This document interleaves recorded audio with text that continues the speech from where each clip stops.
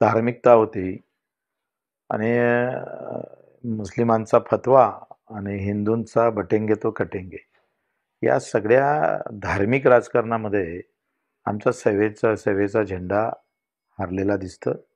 प्रचंड काम मतदारसंघात उभं केलं. 6,700 कोटी म्हणजे आणि मतं भेटले 67,000.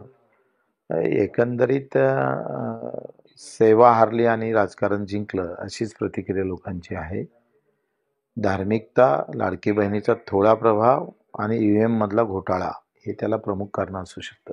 बच्चू कडूचा आता समोरचा अजेंडा काय असतो, काय भूमिका असेल?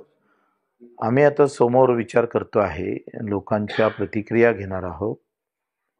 2 तारखेला आमचं शेगावला अधिवेशन आहे निवडक कार्यकर्त्यांचं आणि 29ला मुंबईला जिल्हा प्रमुखांची बैठक बोलावलेली आणि आम्ही 4 प्रश्न लोकांना विचारणार. सत्ता का सत्तेच्या बाहेर, झेंडा का सेवा, यावर ज्या प्रतिक्रिया येईल आणि त्या पद्धतीनं आम्ही समोर जाऊ. तर सर्व वैद्य मोरा अजेंडा वापरू नये. जर बंडखोरी शिंदे साहेबांना केली नसती तर भाजप सत्तेत आली नसती. भाजप सत्तेत आली नसती तर आज चित्र वेगळं राहिलं असतं.